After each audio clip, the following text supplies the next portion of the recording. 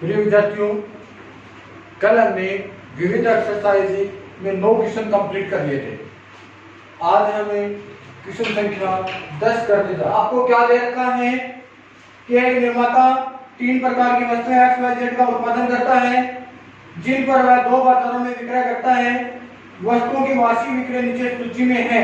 तो बाजार आपको दे रखा है, बाजार फर्स्ट और सेकंड। तो उत्पादन है 10,000, 2,000 और 18,000। सेकंड बाजार में 6,000, 20,000 और 8,000। ये उत्पादन हो गया। और इनका जो विक्रय मूल्य है, प्रत्येक इकाई का विक्रय मूल्य यानी कि एक्स वाई जेड का यानी विक्रय मूल्य आपको दे रखा है 2.50, 1.50 और 1 रुपए। ये इनका विक्रय मूल्य दे रखा है। और आपसे क्या पूछा गया है, प्रत्येक बाजार की कुल आय और आय में बीजगणित की सहायता से ज्ञात कीजिए। प्रत्येक बाजार की कुल आय निकालनी है, तो आप लिखोगे कुल आय। निकालने के लिए आपको क्या करना है, बाजार ए और दो को आप आयु ए में लिख दो 10,000, 2,000, 18,000, 6,000, 20,000 और 8,000। बी आयु आपके पास में हो जाएगा 6,000, सॉरी 2.50, 1.50 और 1.00। ये आपके पास में बी आयु हो गया। यानी कि कुल आयु निकालने के लिए एक्स के साथ में तो एक्स रहेगा। प्रत्येक इकाई की लागत है 2.5 रुपए है, 2.50। तो 10,000 की कितनी हो जाएगी, 10,000 गुना 2.50 होना चाहिए। तो आयु है, तो हम लिखते हैं कुल आय। इसकी कुल आय बराबर हो जाएगा ए बी। तो देखना, आयु ए लिखिए आप 10,000, 2,000, 18,000, 6,000, 20,000, 8,000 इंटू बी। बी का मान 2.50 है, तो इसको आप 5/2 लिख दो। कितना लिख दोगे, 5/2। 1.50 मतलब 3/2 और ये आपका हो गया 1। चलो गुणा कीजिए आप।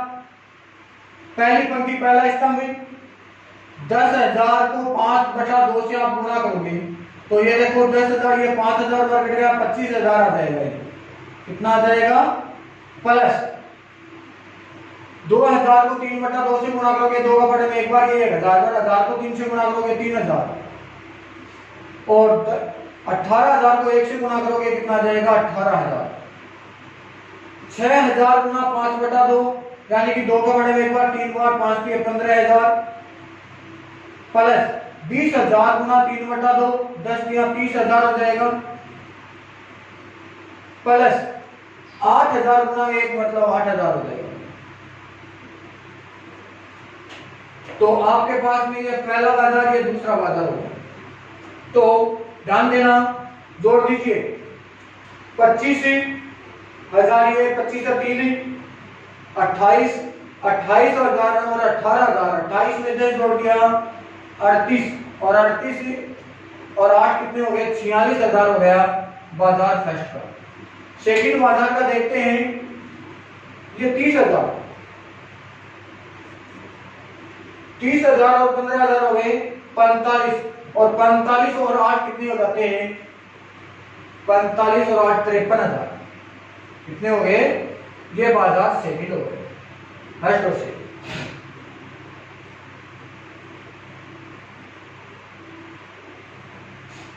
ये तो आ गया आपके पास में कुल आय, मानी बाजार फर्स्ट की आय कितनी हो गई, बाजार फर्स्ट की आय तो आपके पास में हो गई 46,000 रुपए। और बाजार सेकंड की आय कितनी हो गई आपके पास में, 53,000 रुपए। कितनी हो गई, 53,000 रुपए। अब देखना अगला इसमें बी नंबर का क्वेश्चन होता है, वो क्या कहता है, ध्यान से देखना। बी में कहता है कि उपयुक्त तीन वस्तुओं के प्रत्येक इकाई की लागत, अब की बार लागत दे रखी है, प्रत्येक इकाई की लागत, प्रत्येक इकाई की लागत आपको दे रखी है क्या, 2 रुपए, 1 रुपए तथा 50 पैसे। 50 पैसे को आप रुपए में चेंज करोगे तो 50/100 यानी कि 1/2 रुपए। कितना हो गया, 1/2 रुपए। तो आपसे पूछा गया है कुल लाभ पूछा गया है। क्या पूछा गया है, कुल लाभ।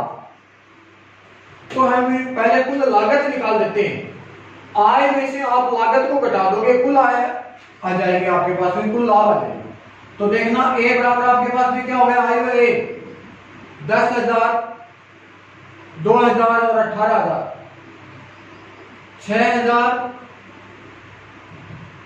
20,000, 8,000। और बी आयु आपके पास में क्या बन जाएगा, 2, 1 और 1/2। तो हम लिखेंगे कुल लागत, कुल लागत। तो कुल लागत क्या हो गई हमारे पास में, 10,000, 2,000 और 18,000, 6,000, 20,000 और 8,000 इंटू में 2, 1 और 1/2। देखना भाई, पहली पंक्ति पहला स्तंभ कर देता हूं मैं, 10,000 गुना 2 मतलब 20,000, कितना हो गया, प्लस 2,000 गुना 1 मतलब 2,000, 18,000 गुना 1/2 मतलब हो गया 9,000। आगे देखना दूसरी पंक्ति पहले स्तंभ में 6,000 गुना 2 मतलब 12,000, 20,000 गुना 1 20,000 और 8,000 गुना 1/2 4,000। ये पहला बाजार हो गया, दूसरा बाजार जोड़ दो, 20,000 और 2 21 और 21 और 3 9 30,000 रुपए हो गए। कितने हो गए, 30,000 रुपए। और दूसरे में देखना 20 13 12,000 ये हो गया, 32 और 4 36,000 रुपए ये हो गया। ये बाजार फर्स्ट और ये सेकंड। तो फर्स्ट बाजार की जो लागत है वो तो हमारे पास में आ गई कितनी, सॉरी ये भी गड़बड़ हो गया, 20,000 और 9 29 और 2 31,000 होते हैं। कितने होते हैं, 31,000। फर्स्ट बाजार की जो लागत है वो 31,000, दूसरे बाजार की लागत है वो 36,000। अब आपसे पूछा क्या गया है, कुल लाभ पूछा गया है। क्या पूछा गया है, कुल लाभ ज्ञात कीजिए। तो ध्यान देना,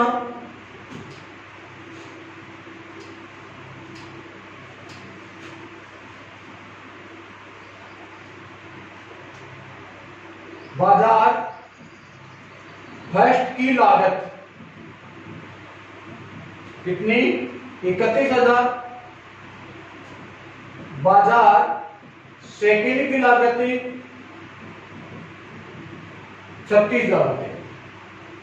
तो बाजार फर्स्ट का लाभ निकाल लूं मैं।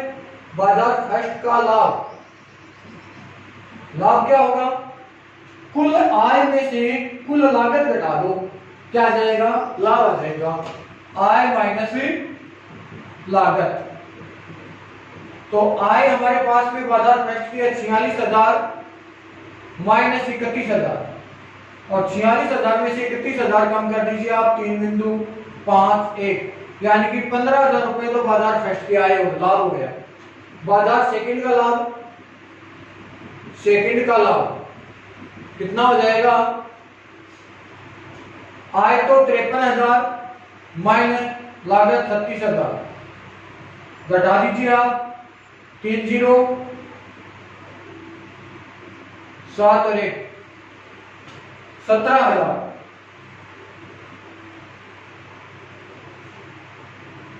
अब आपको निकालना है कुल लाभ, कुल लाभ। दोनों बाजारों का लाभ जोड़ दीजिए, 15,000 प्लस 17,000 कितने हो गए, 32,000 रुपए का टोटल लाभ हुआ है। टोटल लाभ कितने रुपए का? वहां 32,000 रुपए का टोटल लाभ हुआ है आपके पास में। ये आपका क्वेश्चन नंबर है 10 कंप्लीट हो गया।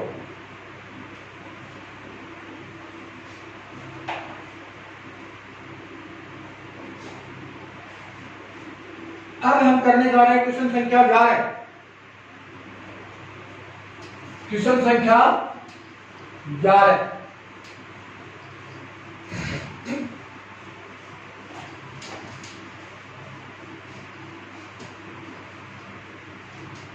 देखना 11 का क्वेश्चन क्या कहता है, आयु एक्स ज्ञात करना है। कौन सा आयु निकालना है? आयु एक्स आपको ज्ञात करना है।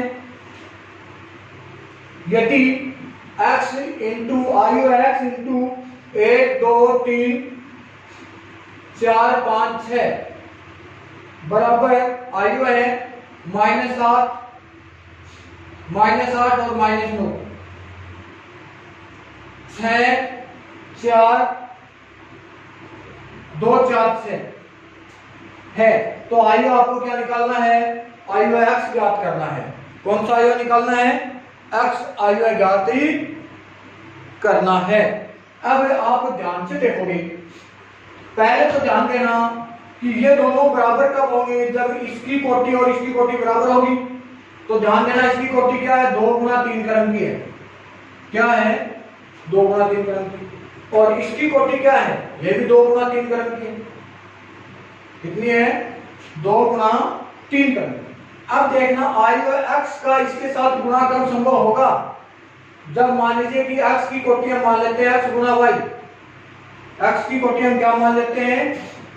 x गुना y। और इन दोनों का गुणा कब होगा?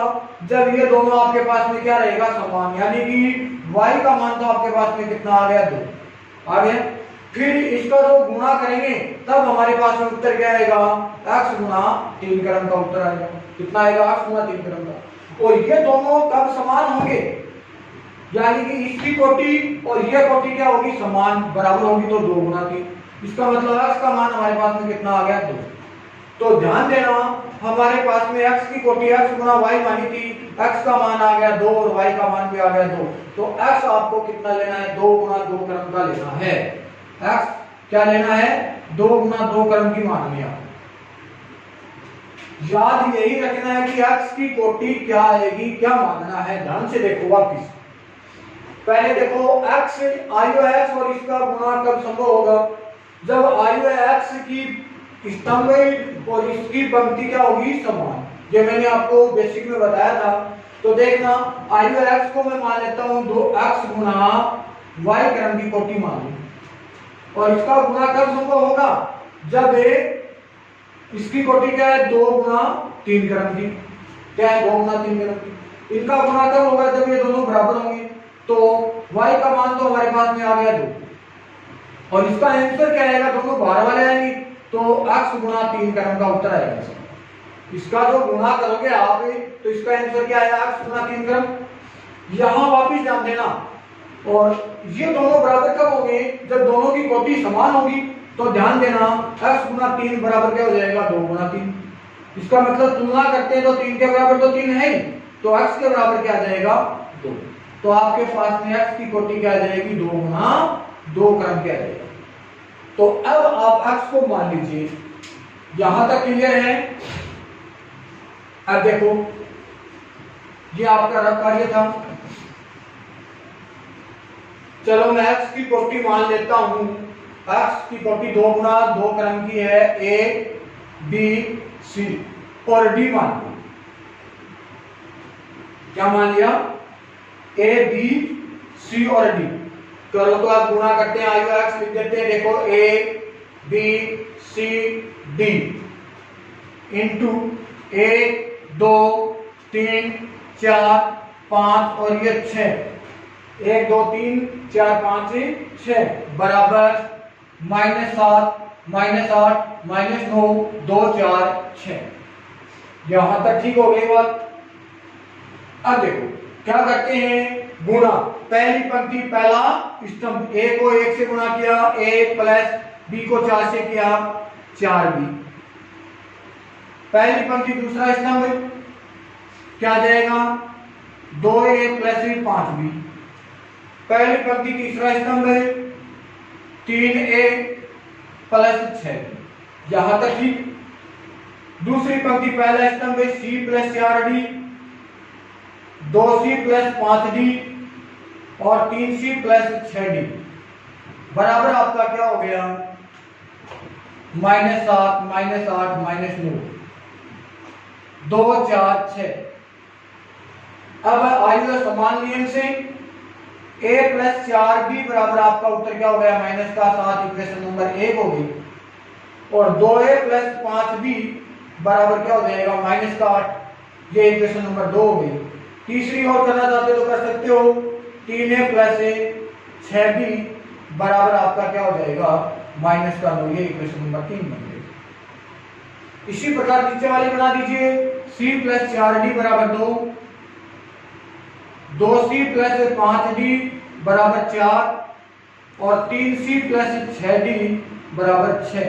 ये 4 नंबर, 5 नंबर और ये 6 नंबर। समीकरण 1, 2 या 3 में से 2 लेकर के आप a और b का मान निकाल दो। तो आपने क्या किया,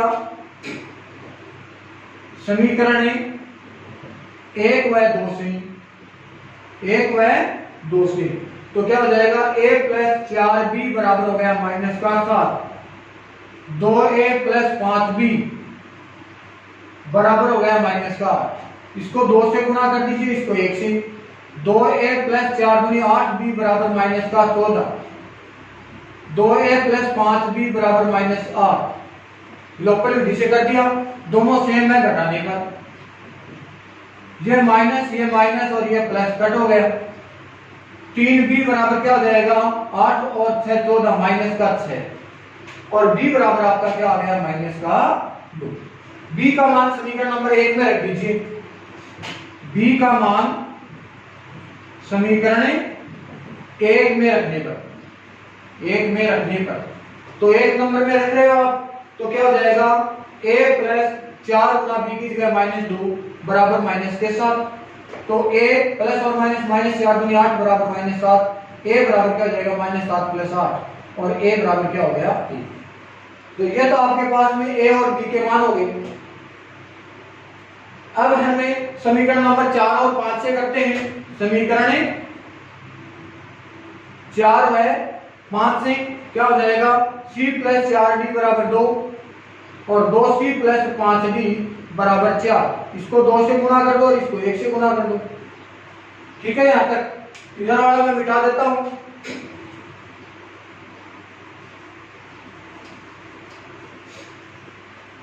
तो क्या लिखा 2c प्लस 8d बराबर 2 दूनी 4,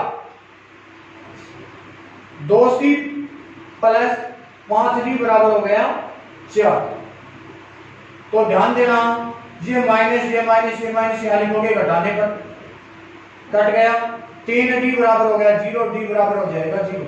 d का मान कितना आ गया 0 और d का मान आप समीकरण नंबर किस में रखोगे 4 में। d का मान समीकरण 4 में रखने पर, तो 4 में रखो ध्यान से। c प्लस 4 गुना d की जगह 0 बराबर 2, c प्लस 0 बराबर 2, c बराबर कितना हो गया 2। तो c की जगह 2 और d की जगह 0 और a की जगह हमारे पास में क्या आया है 1 और b की जगह -2। तो हमारे पास में x का IUX क्या आ जाएगा a b c d मान रखा है हमने। क्या मान रखा है a b c d। तो IUX बराबर आप क्या लिखोगे a b c और d। तो x का मान हमारे पास में IUX आ गया, a का मान 1 और b का -2, c का 2 और d का हो गया 0। ये आपके पास में IUX क्या आ गया x आ गया।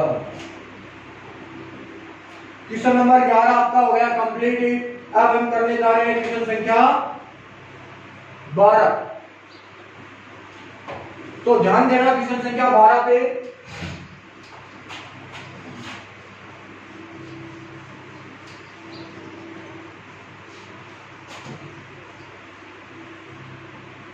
क्वेश्चन संख्या 12 क्या कहता है, ध्यान से देखना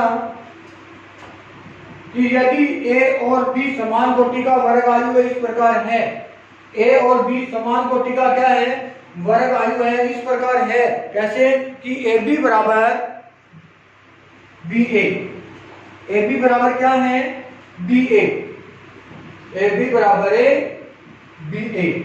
तो गणितीय आनंद द्वारा सिद्ध कीजिए कि क्या सिद्ध करना, आपको सिद्ध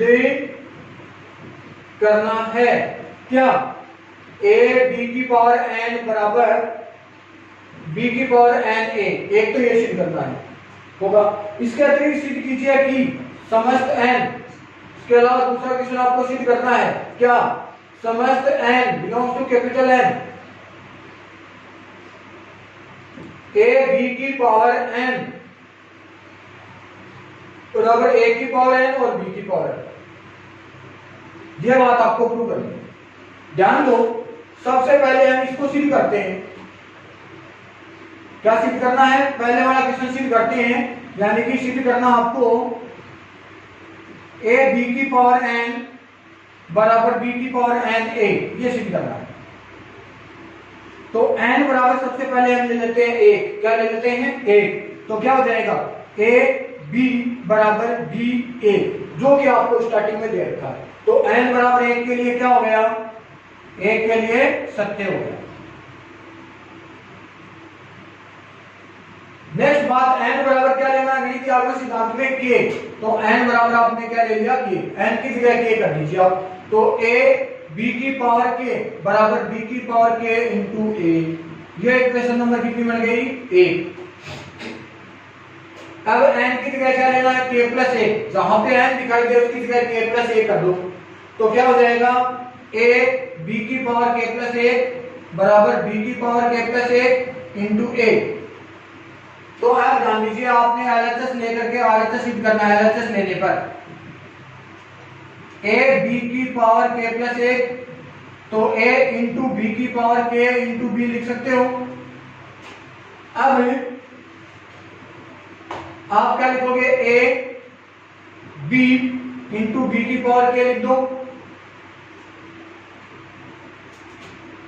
सॉरी ऐसा करते हैं, समीकरण नंबर एक से ए बी की पावर के की जगह आप क्या लिखोगे, समीकरण एक से क्या हो जाएगा, ए बी की पावर के बराबर हो जाएगा बी की पावर के इंटू ए, और इंटू बी आपका पहले दे रखा है,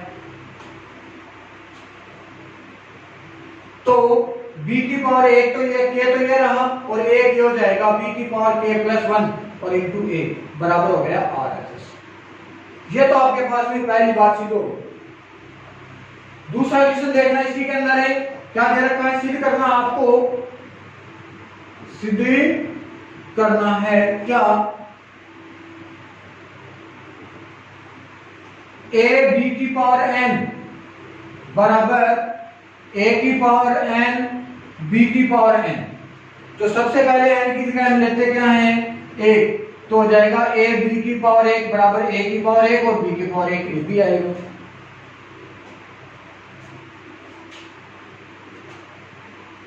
प्रत्येक n के लिए अब की बार क्या कहा है, n belongs to capital n के लिए, तो n बराबर एक, a b के बराबर a भी है, सत्य है, तो n बराबर क्या हो जाएगा, एक के लिए सत्य।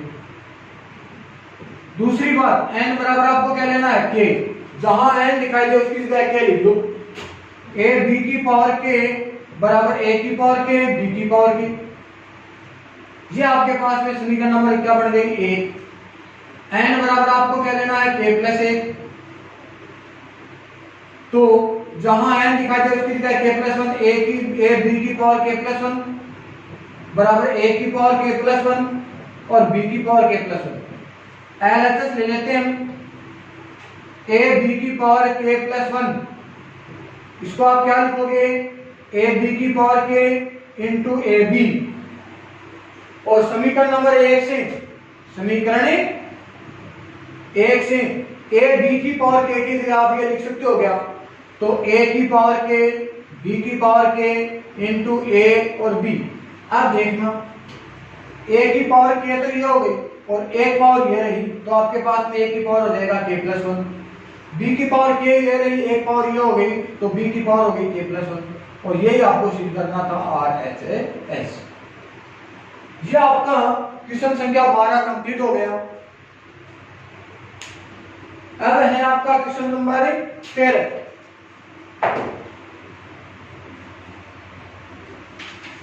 क्वेश्चन संख्या 13 में ध्यान दीजिए आप भी।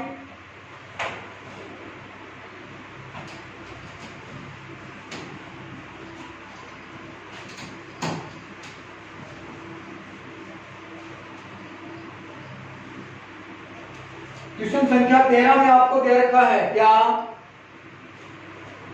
a बराबर आपको दे रखा है alpha beta gamma minus alpha.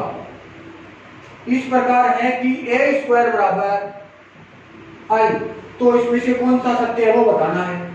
a square मतलब a को a से गुणा कर दीजिए आप, तो a स्क्वायर मतलब क्या लिखोगे, alpha beta gamma minus alpha, alpha beta gamma minus alpha बराबर आई हो जाएगा 1 0 0 1। पहली पंक्ति पहला स्तंभ करते हैं, alpha square plus beta gamma. पहली पंक्ति दूसरा स्तंभ करते हैं, alpha beta minus alpha beta. दूसरी पंक्ति पहला स्तंभ alpha gamma minus alpha gamma. दूसरी पंक्ति दूसरा स्तंभ beta gamma plus alpha square, और बराबर आपके पास में हो गया 1 0 0 1। देखना ये और ये कट हो गया, ये और ये कट हो गया, तो हमारे पास में आ गया alpha square plus beta gamma 0 0 beta gamma plus alpha square, और बराबर आपके पास में आ गया 1 0 0 1। या तो आप इसके बराबर 1 लिख दीजिए या इसके बराबर 1 कर दो, एक ही बात है। तो आप क्या लिखोगे, alpha square plus beta gamma बराबर क्या हो गया 1, और इन दोनों को आगे ले जाओगे आप 1 minus alpha square minus beta gamma बराबर 0। तो ये आपके पास में इसका आंसर हो गया।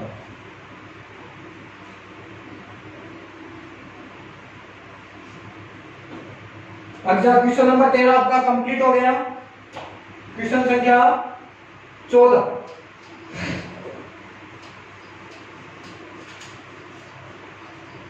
में आपको क्या दे रखा है, देखना क्वेश्चन नंबर 14। यदि एक आयु सममित तथा विषम सममित दोनों ही हो हैं, तो आयु है क्या है, सममित तथा विषम सममित दोनों ही हैं। तो देखना ए आयु है वो सममित भी है और ए आयु है वो विषम सममित भी है। तो ये कौन सा आयु होगा इसमें से, देखना इसमें से ए, और ये इधर आएगा माइनस का ए बराबर 0, और ए ये इधर आएगा प्लस का ए बराबर 0, तो 2a बराबर क्या हो गया 0, a बराबर 0। तो शून्य आयु इस प्रकार का आयु होता है जो सममित तथा विषम सममित दोनों हो सकते हैं। तो इसमें जो ऑप्शन आपके पास में आ जाएगा ए एक शून्य आयु होगा, बी ऑप्शन आएगा इसमें। Question number 14 complete. क्वेश्चन संख्या 15 क्या दे रखा है, यदि a एक वर्ग आयु इस प्रकार है, इस प्रकार कि a स्क्वायर बराबर a दे रखा है, तो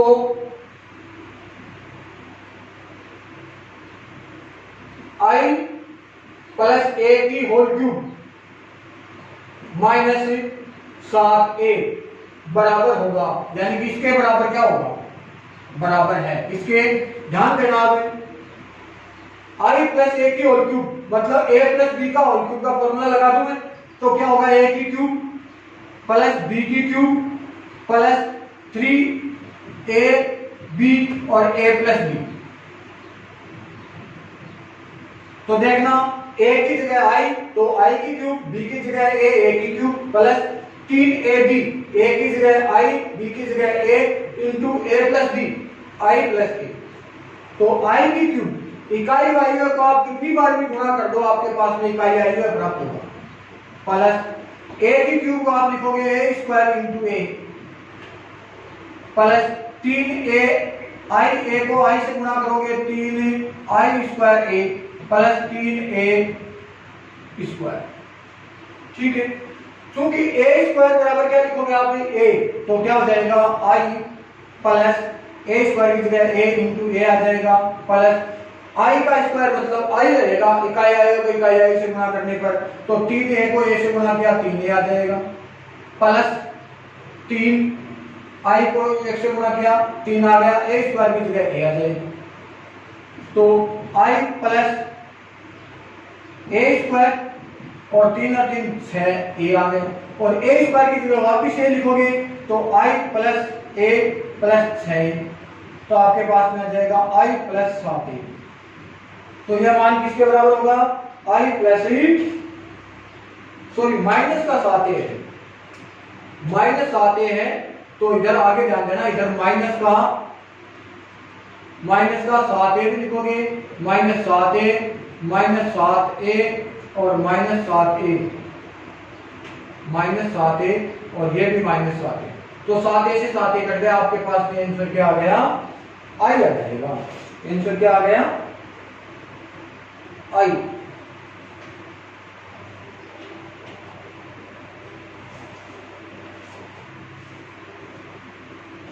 ये आपके पास में आपकी विविध एक्सरसाइज 3 कंप्लीट हो गई, मतलब 3 की एक्सरसाइज आपके पास में कंप्लीट हो चुकी है। कल का टाइम आपके पास में है, जो भी क्वेश्चन आपको पूछने हैं वो आप मैसेज कर देना, कल जो भी डाउट है आपकी वो क्लियर कर दी जाएगी। उससे नेक्स्ट वीडियो में आपकी अगली प्रश्नावली स्टार्टिंग करेंगे, सारणिक एक्सरसाइज 4। ठीक है, थैंक यू।